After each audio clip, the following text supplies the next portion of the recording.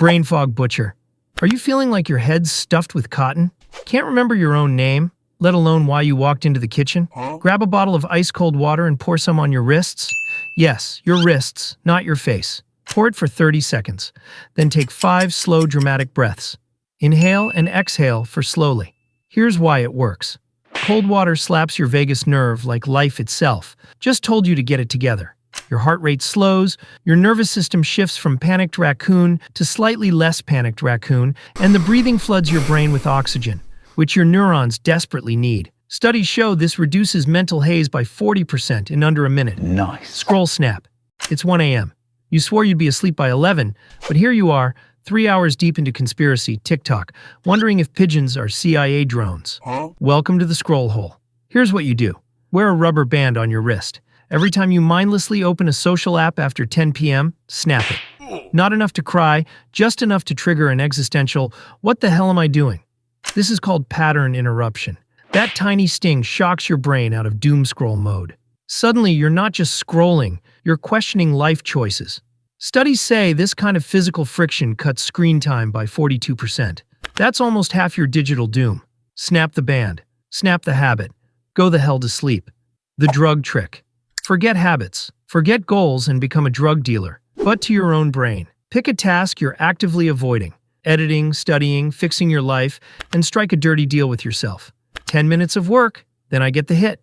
And the hit? 1 episode, a chocolate bar, 10 minutes of that dumb mobile game, or watching John Wick annihilate a room of men with a pencil. Wow. Now here's where it gets real. Some of you may drop comments like, "Bro, I did 10 minutes of work and watched 1 episode, then another, and now it's 4 a.m. And I've eaten 3 family-sized chocolate bars and forgot what my task even was." And yes, that's a made-up comment. You fed the beast, and it bit your whole damn arm off. So here's the plug. Pre-decide your exit. Before you even touch the reward, set a literal timer. Not in your head, your head's a liar. On your phone, loud, obnoxious, end-of-the-world alarm, and make the reward less sticky. Choose something small, self-contained, or mildly annoying after a while. Like a tiny piece of chocolate, or 1 5-minute clip, not a full season on autoplay, and keep your work in sight.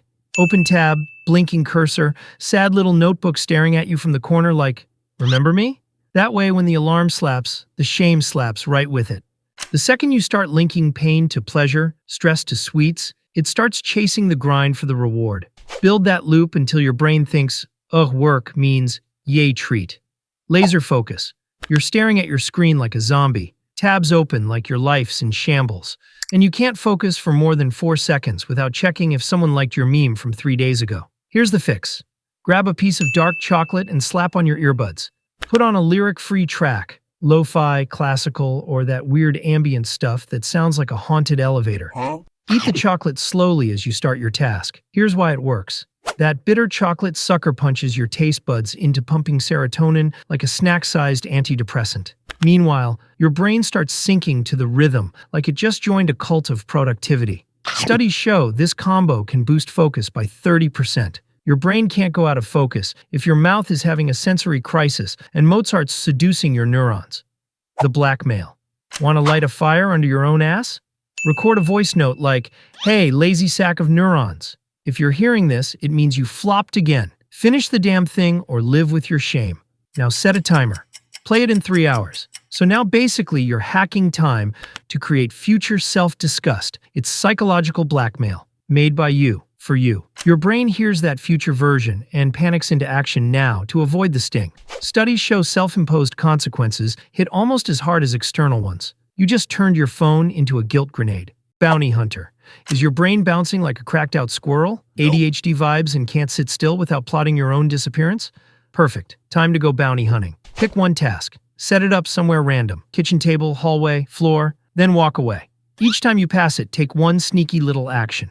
Write a sentence. Make a cut. Type 1 bullet. Then bounce. Now you're ambushing the task from the shadows like a productivity ninja. No pressure, no deep work crap. Just tiny, consistent stabs until it bleeds progress. Your brain starts thinking, "Oh, this is kind of fun and weird."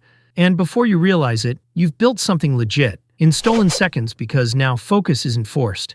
It's hunted. But remember, this hack is only if you can't sit and focus like a normal human being. Sorry I had to say it. Anxiety sandwich. Got a big moment coming up? Interview? Or a first date with someone who already said, I don't usually do this. Make an anxiety sandwich? Banana plus peanut butter plus a 12-minute walk. Here's why it works. Bananas load your bloodstream with potassium. Peanut butter adds fat to slow the cortisol spike. The walk? It literally reduces anxiety by up to 30%, especially if it's outside where the trees can silently judge you. You show up with a stable mood, steady hands, and just enough energy to fake being a functional adult. Ash therapy. You're spiraling. That inner voice is saying things like, I'm worthless. I peaked in 7th grade. Or, why am I crying to shampoo commercials? Here's the hack. Grab a pen and paper. Write down the darkest, nastiest thought in your skull. Don't sugarcoat it. Now burn it. Literally. Use a candle or lighter over a sink. Here's why it works. Depression loves to loop. Same thought, over and over, like a sad remix nobody asked for. Writing externalizes it, pulls it out of your head, and burning it is a symbolic warfare. It tells your brain, this isn't welcome anymore. Psych studies show symbolic acts like this reduced depressive symptoms by 25%. You didn't just have a mood swing, you started a funeral for your darkest thought. This video shouldn't be the 1245th self-improvement video you've watched. It should be the last video you watch before taking action. Comment down below which hack you're gonna start with. Make sure to like and subscribe, and I'll catch you in the next video.